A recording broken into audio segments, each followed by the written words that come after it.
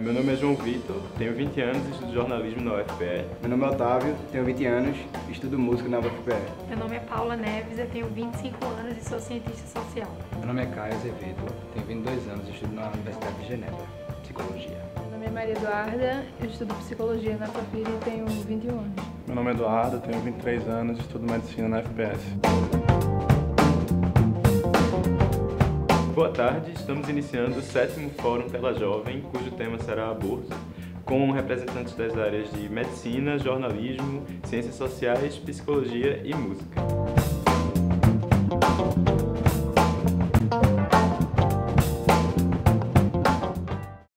Primeiramente, eu queria perguntar a vocês, o que é que vocês acham da legislação atual?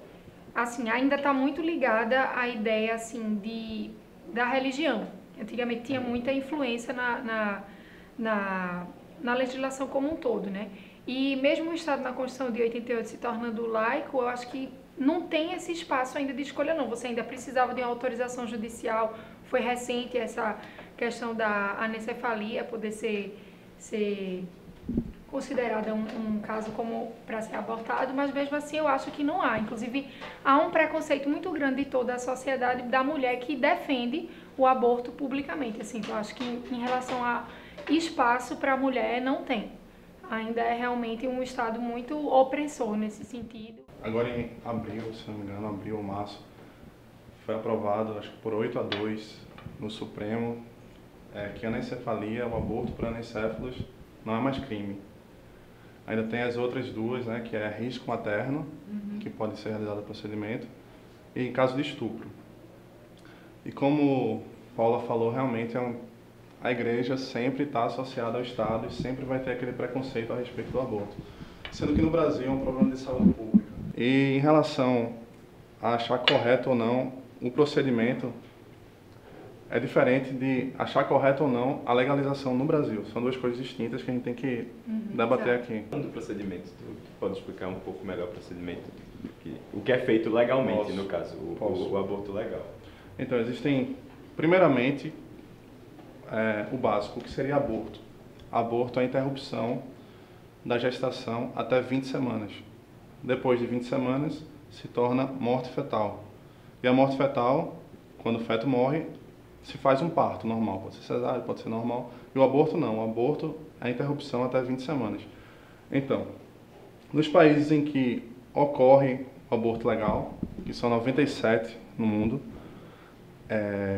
existem 3 procedimentos. O primeiro, que não é um procedimento médico, mas que geralmente a mulher faz, é tomar algum estimulante uterino, como misoprostol, Citotec, que estimula a contração uterina e o feto é expulso. E que, na verdade, é um remédio para gastrite, né? Para gastrite. Ele foi comercializado como gastrite e descobriram o efeito abortivo dele, aí o pessoal passou a usar. E a eficácia dele é até grande. O segundo método é a curetagem, em que é utilizado um material chamado cureta. É um material largo, metálico, em que muitas vezes nas clínicas clandestinas é feito a cega, ou seja, a pessoa não está vendo o que está fazendo, está raspando, pode perfurar órgãos, pode causar hemorragias e tudo mais. E o terceiro procedimento, que é muito feito, é o procedimento de aspiração. Tem um tubo que o aborteiro, no caso, introduz no útero, tritura o feto e vai puxando parte por parte, até finalizar o processo. É uma questão de saúde pública, porque 1/3 das mulheres que são atendidas no sistema de saúde é por questão de aborto mal feito, né, do aborto ilegal. Então, e os números, não existem números em relação ao aborto, porque são números, são exatamente subnotificados, já que é ilegal a mulher que chega no sistema de saúde e fala, não, eu fiz um aborto. Além dela ser super estigmatizada, né, porque a sociedade da gente vive, na minha opinião, numa falsa moral, todo mundo aponta o dedo para reclamar, você abortou e tal, quando na verdade o maior número de mulheres que já fez um aborto é inclusive casada e tem filhos. Os 3 métodos são legais? Ou, assim, Não. Qual seria o método feito no SUS, por exemplo? Tu sabes dizer? Não. Então, pode ser feito da aspiração e pode ser feito da curetagem. Ah, certo. Em relação ao percentual eu não sei informar, mas eu acho que seria curetagem. E vocês acreditam que o quê? Como é essa vida, no caso? Vocês acham que é na concepção? Então vocês vão para esse viés das 20 semanas? É um tema bem subjetivo, assim, né? Porque, pensando assim, numa mulher que opta por querer ter um filho, é um bebê desejado, né? E a gente pensa que essa vida já começa na ideia, né? A gente pode pensar no fato da morte cerebral, pensando na morte. Vamos começar pelo fim, porque aí é certo, né? A pessoa morre com a morte cerebral. Então a gente pode fazer por analogia que a vida começa quando o cérebro começa a ter uma atividade, não é? Então eu acho que é por sinal por volta dessas 20 semanas que começa a se Por volta criar. de 4 semanas. 4 semanas já? Já começa o tubo neural. Se forma. Ah, sim, então é muito mais cedo do que eu pensava. Aí, profano aqui presente. Mas também, por outro lado, uma mãe que não quer um filho e que engravida por um acidente, alguma coisa assim, e que pensa no aborto, ela não concebe aquilo como uma vida. Uma mulher de classe D do Brasil aqui, que não tem estudo, é analfabeta, não vai entender a propaganda do governo de contracepção. Quando ela engravida, ela se vê com aquele problema, que pra ela vai ser um problema, não poder trabalhar, que não tem carteira assinada e tal. Aquela mulher é um assassino? Eu acho que é sim uma questão de escolha, mas a legalização é necessária para o Brasil e seria muito interessante de acontecer. Você falou uma coisa interessante da propaganda de contracepção, porque a gente não pode, o problema da legalização do aborto é que muita gente pensa que vai ser um método de contracepção, Exato. como uma pílula do dia seguinte. Isso é normal, né? O aborto se torna alguma coisa normal. Exatamente, exatamente. Da mesma forma... Vou abortar hoje. Da mesma forma... né? Da mesma forma que hoje em dia no Brasil a gente vê um adolescente de 15 anos grávida, é uma coisa totalmente normal. Foi um acidente. E não é aquela que você estava falando, aquela jovem de classe D, não. É uma pessoa de classe A, que teve educação, que sabe ler, que sabe escrever, que sabe o que é uma camisinha.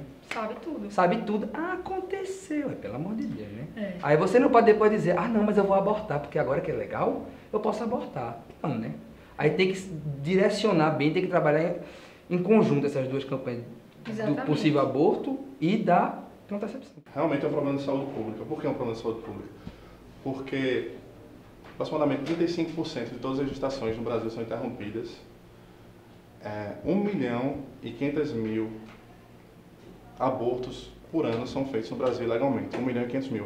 E a quarta maior causa de morte materna é o aborto legal. Então é sim um problema de saúde pública. E a gente debate assim como sendo uma coisa virtual, mas realmente o aborto já existe. O aborto existe. Claro. Tipo, não tem como negar isso. Ele existe. Agora, a partir do problema, o que é que a gente vai fazer com o problema? Vai desde um chá que a mulher vai procurar na feira, e aí não vai gerar um aborto, mas pode gerar um problema na criança, né? Tem que focar mesmo nessa discussão é o quadro atual, né? Que, como ele falou, que há não sei quantas mortes, não sei quantas não, né? Milhões de mortes e é muito importante isso, porque a legislação, se tirando as exceções, é proibido, né? E não vai deixar de existir também. Para o Estado, uma pessoa tem que ser um cidadão, né? Só quando ela nasce. Então, na minha opinião, aí já é uma coisa contraditória do Estado dizer que a vida começa ali na... Isso é uma ideia essencialmente religiosa.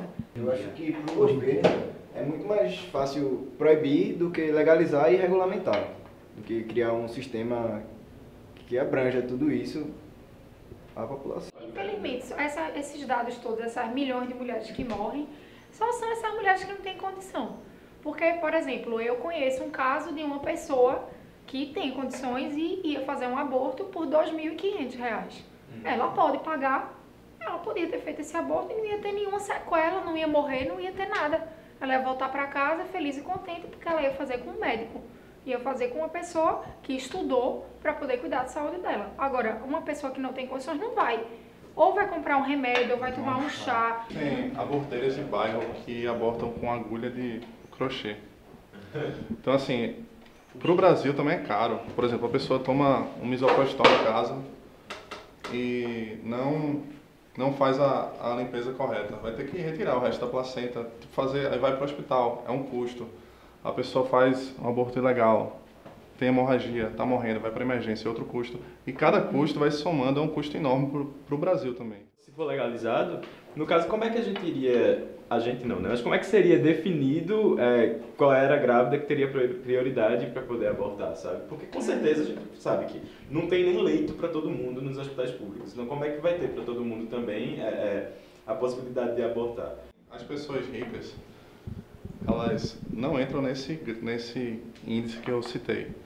Elas vão para alguém, para algum médico bom, para algum médico que tem clínica, para algum médico que tem alguma UTI. Elas vão já indicadas. No Brasil tudo funciona assim, é questão de dinheiro.